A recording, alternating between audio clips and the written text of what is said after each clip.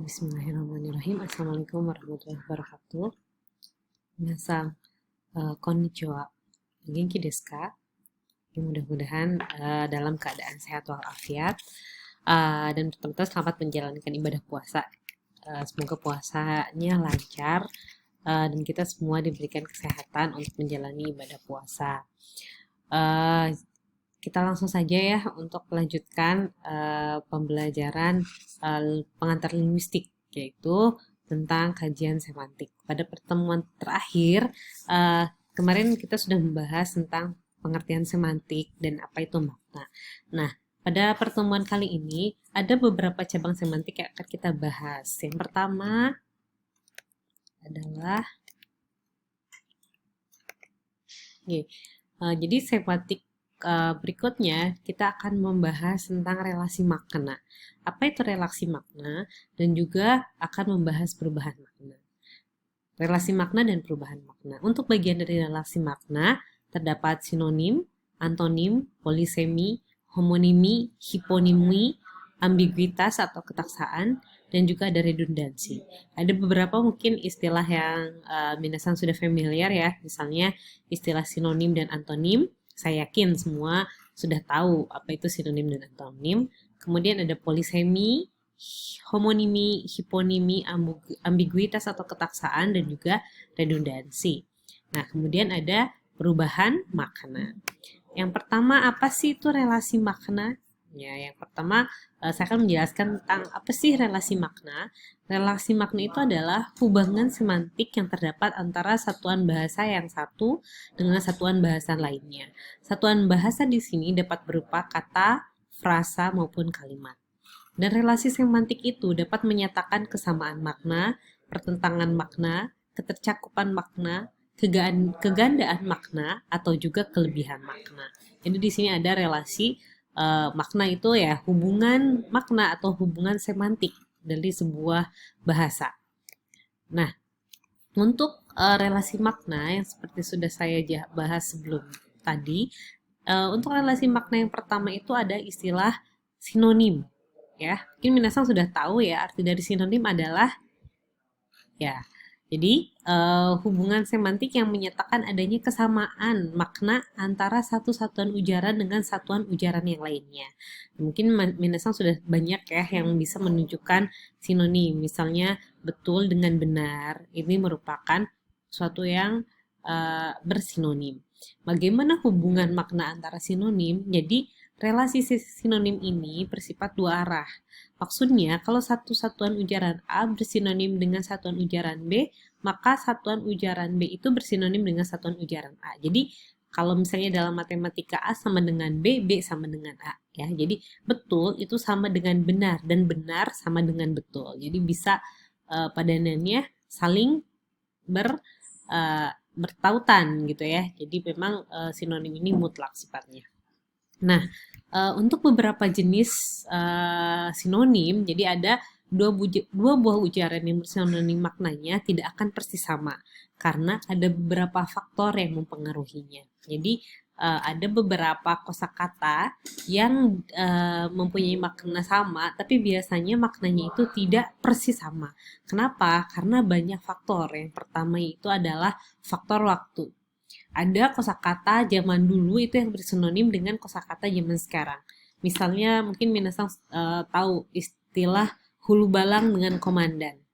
Ya, hulu balang itu merupakan sama dengan komandan, tapi hulu balang tidak lumrah digunakan untuk sekarang, sehingga lebih lumrahnya digunakan komandan untuk menunjukkan pimpinan sebuah pasukan. Gitu ya, tidak menggunakan hulu balang. Kemudian ada istilah kempa dengan stempel.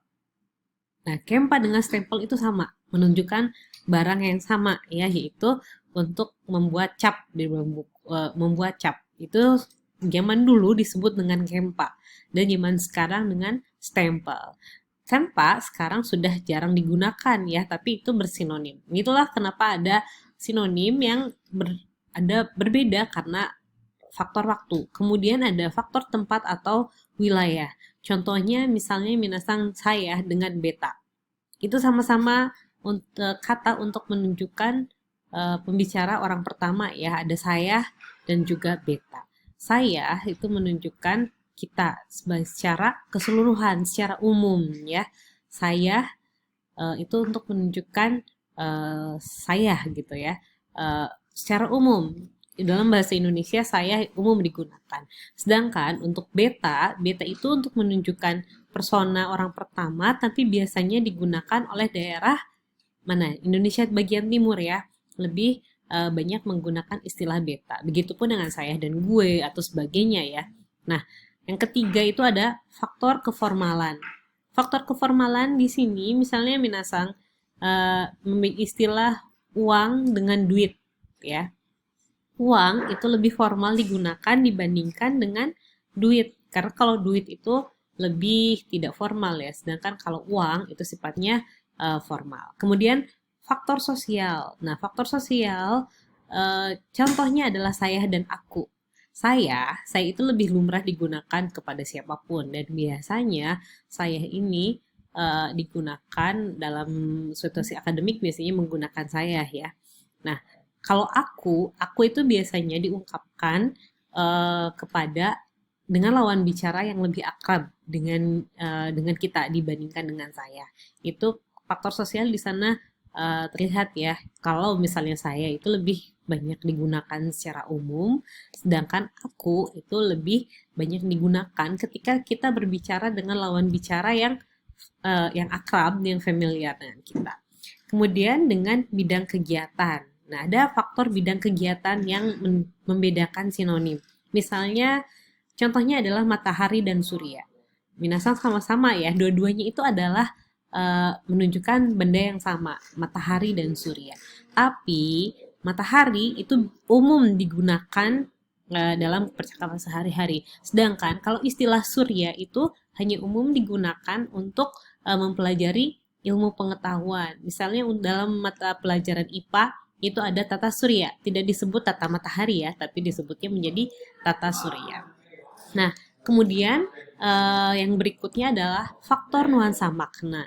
Bagaimana dengan faktor nuansa makna? Ini minasang bisa mengambil contoh dari kata melihat, melirik, menonton, meninjau, mengintip.